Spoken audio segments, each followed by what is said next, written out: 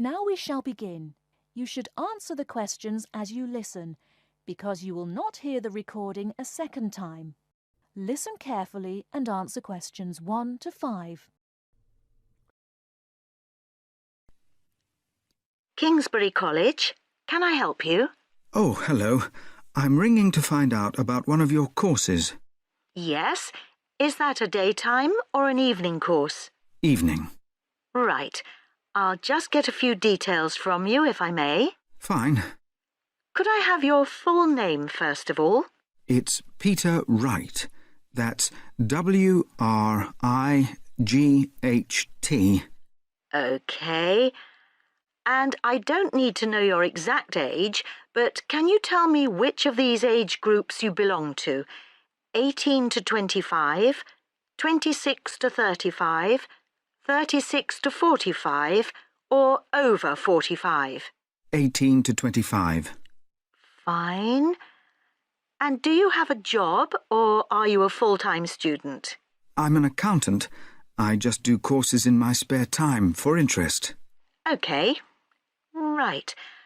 And your address, Mr. Wright? It's 11 Forest Road.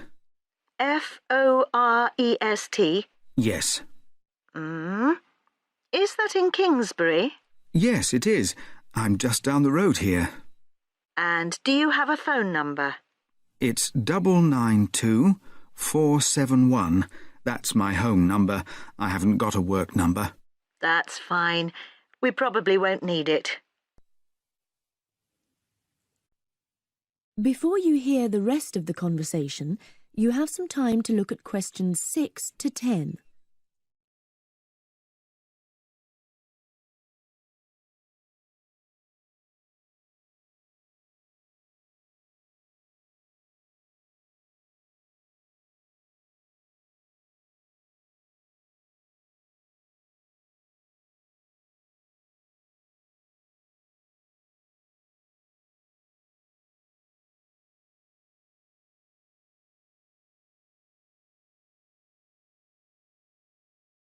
Now listen and answer questions 6 to 10.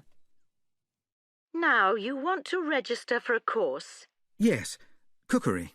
Do you happen to know the exact title of the course? We've got Thai cookery on Wednesdays, or Mexican cookery on Fridays, or... Mexican. I'd like to do both, but I'm busy on Wednesdays. OK. Well, you can always do the other one next term, I suppose. Now, do you know when it begins?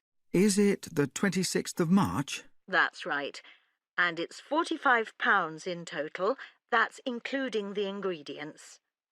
How would you like to pay? Card? Cash? Can I send a cheque? You can, yes, as long as it arrives at least 1 week before the start of the course. OK. And I'll just give you a reference number, if you could make a note of it and write it on the back. Yes? It's CZ943. Yes, got that. Good. Well, there's just one last question. Do you have any special requirements that I should make a note of? Yes, there is one thing. I use a wheelchair. Right, so you need to have access for that. OK. Don't worry, your room is on the ground floor and I'll make sure there are no steps involved. We can always put a ramp in. Thanks. So, we look forward to seeing you on the 26th of March.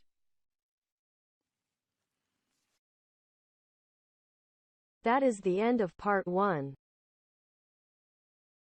You now have half a minute to check your answers.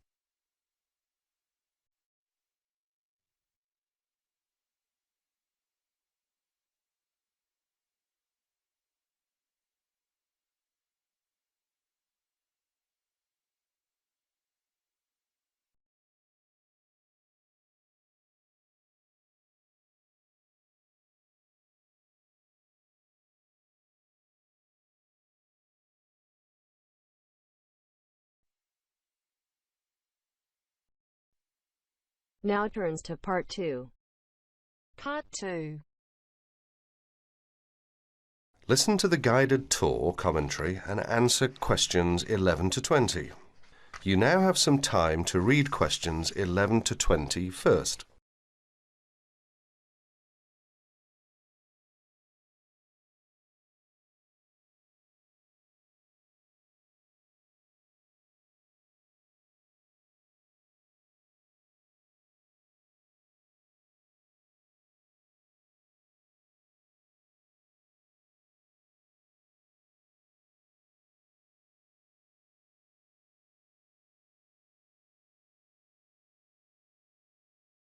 Welcome to the library tour. We'll begin our tour of this level of the library here at the entrance. Then we'll go in a clockwise direction. So, first of all, over here on the left, next to the entrance, is a touchscreen information service. These computers can be used at any time to get general information about the library and how it works. In front of the touchscreen information service are the catalogues. As you can see, it's a computerized catalogue system and it's very easy to use. The catalogues are linked up to the other libraries at the university, so make sure you check which library a book is in when you are trying to locate a particular item. Next, along here on the left, we have the circulation desk for borrowing and returning books. The returns area, the place for returned books and other items, is at the end of the circulation desk, near closed reserve. Closed reserve, as most of you probably know, is a collection of books that are in high demand, so they are on restricted circulation. If a book is on closed reserve, you can only borrow it to use within the library for 3 hours at a time. Over there in the corner are the shelves for newspapers. The library has an extensive collection of local and international English language newspapers. They are kept on those shelves for 1 month and then stored elsewhere. As we continue on our tour, around to the right, this large central section is the reference section. Reference texts cannot be borrowed for use outside the library. They must be used within the library. All these shelves in the centre of this level are the reference section. Now, the stairs here on the left lead to level 2 only. On level 2 are most of the law books. To go up to the other levels of the library, you have to use a lift. Beside the stairs are the restrooms for this floor.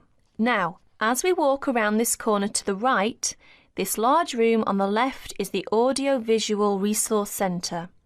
You can come here if you wish to listen to a tape or watch one of the library's videos. Next to the Audio-Visual Resource Centre is the photocopying room. There are 15 copiers for student use, and we've recently added a colour copier. The system for copying uses cards, not coins. You can buy a photocopy card from the technician in charge of the photocopying room, or from the information desk if he isn't here at the time. On our right, these work tables are for student use, especially for small groups to work together, or you and your colleagues can use the conference room, which is that small room there next to the lockers. You can work on group projects in the conference room without disturbing anyone, and there's a conference room on each level of the library. The round desk in front of the lockers is the information desk. If you need help using the catalogues, or you need to organise a loan from another library, the information desk is the place to come. And finally, here, beside the exit doors, these 2 shelves contain current magazines and journals. Like the newspapers, they are kept here for a time and then stored elsewhere. OK, that's the end of the tour of this level of the library. I'll leave you to look around yourselves now, and if you need any further help, please ask at the information desk. That is the end of part 2. You now have half a minute to check your answers.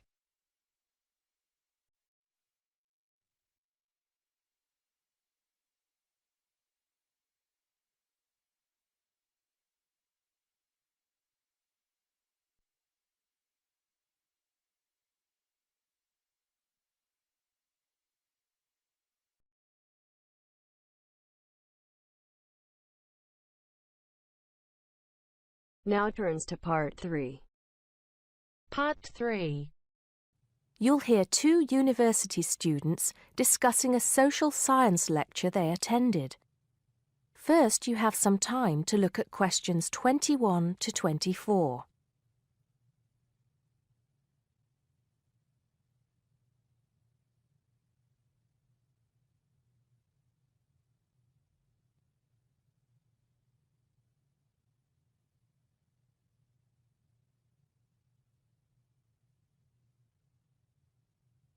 Now listen carefully and answer questions 21 to 24.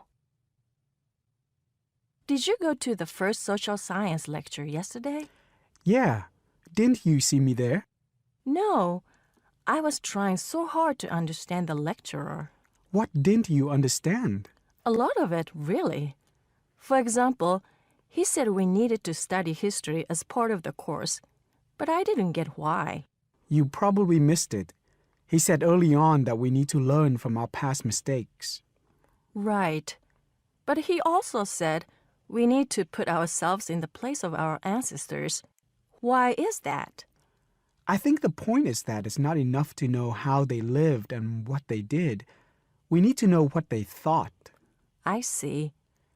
And I've written transferable skills in my notes next, but I have no idea what that means. If you study social science, you learn skills that you can use in a job. Oh, right. Is that all? Okay, but why is that? The point he made was that in studying social science, you use a flexible and adaptable approach to learning. Before you hear the rest of the conversation, you have some time to look at questions 25 to 30.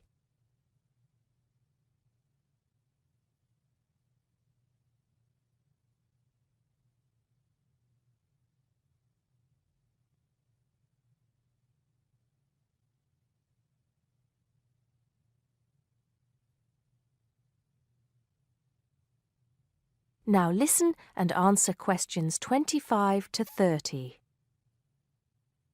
He also kept mentioning all the other subjects we will need to study as part of the course. I didn't write them all down, did you? Some of them. I think I can make sense of my notes. The first one was anthropology, which he said would cover prehistory and archaeology as well. Okay. Then there's economics. I wrote down that this was not meant to mean that we will spend all our time looking at economic theory, but more that we need to see how humans behave. That's good. I don't think I could handle economic theory. He said something about education too, didn't he? Yeah. He said we'll be looking at how cultural information is handed down from one generation to the next through teaching children. He said we'd be focusing on geography too, but I can't really remember which aspects. Can you? I noted it down, I think. Here we are, yes, particularly in relation to urban planning. It's law that I got confused about. I didn't understand why he linked that to economics. I think he meant that laws affect the way wealth is distributed. That makes sense. Now, what are the science wars? Okay, I did get that.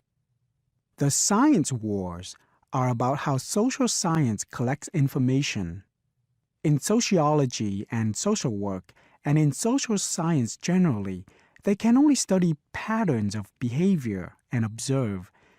If you compare that to the way scientists work in physics or chemistry, it's very different because they use specific experiments that can be tested and which give concrete answers. Social studies is often accused of being unscientific. That's all. Okay. But it still looks like a good course, doesn't it? You don't have any regrets, do you? None at all. I'm looking forward to it.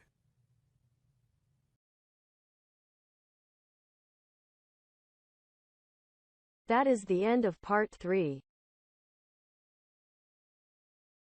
You now have half a minute to check your answers.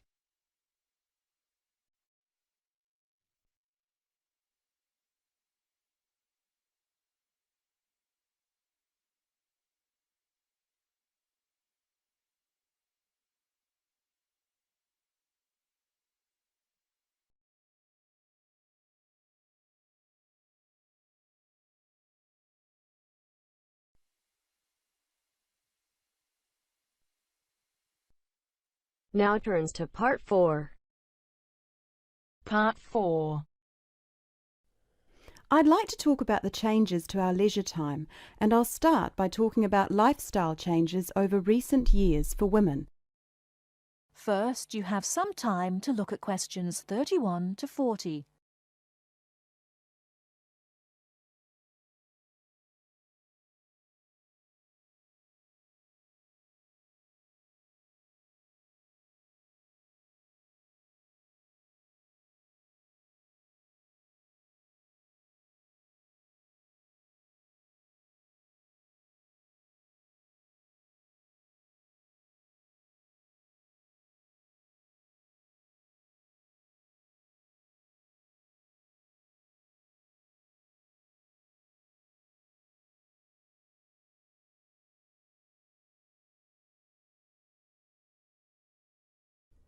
Now listen carefully and answer questions 31 to 40. I'd like to talk about the changes to our leisure time, and I'll start by talking about lifestyle changes over recent years for women. As we all know, the wife and mother of the family has traditionally been responsible for organising and completing household tasks for the family. However, particularly over the last decade or so, we have seen a greater number of women continuing to work after marriage and returning to work after having children. This has significantly reduced the amount of time available for household chores. The result is that nowadays the majority of people own and regularly use products such as dishwashers or microwaves. The modern family often considers hours spent on cleaning and cooking as a waste of valuable time, and generally we are all interested in finding ways of reducing the number of hours we need to devote to such tasks. While washing machines have long been thought of as necessities by families, nowadays so too are microwaves and dishwashers. These goods can drastically reduce the amount of time we need to spend running our home and increase the amount of time available not only to go to work, but also to spend on leisure pursuits. As society develops and we become richer, we put more value on our leisure time and our possessions. The richer a society, the more demanding it becomes. People are no longer happy to work long hours for little return. Expensive holidays, expensive clothes and cars all become more important the more materialistic the society in which we live. Acquiring things and joining the race of acquisition means that modern society spends a lot of time and money purchasing unnecessary goods. Although expensive and persuasive marketing techniques are partly responsible, the demand for such goods often comes from young professionals, those with the money to endlessly upgrade things simply because a better model is made available. Our obsession with the newest and best products available, while good for the economy, can also have a negative impact on the environment. It is not appropriate to overproduce appliances and overuse electricity to keep these unnecessary appliances operating in our homes. We often forget about the damage we have done to and continue to do to the environment. Others opposed to the overuse of appliances and technology also argue that from a social point of view, over-reliance on gadgets means that people are losing the ability to be creative. Traditionally, it was considered an enviable skill to prepare meals night after night for our families. Nowadays, women are more likely to gain approval from others for their success in their careers than their ability in the kitchen. Along with microwaves have come ready-cooked meals, pre-washed vegetables, and our reliance on takeaway food when we are too busy to cook it ourselves. While there are obvious advantages and disadvantages to our increasingly active buying behaviour and changing wants and desires, it is likely that our desire to purchase labour-saving items will continue. So it is therefore inevitable that production of such goods will increase. We can only hope to educate ourselves and our children to buy goods we need, not just goods that are available, and we must also consider their environmental impact. In short, moderation is the most important word for the future. I thank you very much for coming today and listening. That is the end of Part 4. You now have half a minute to check your answers.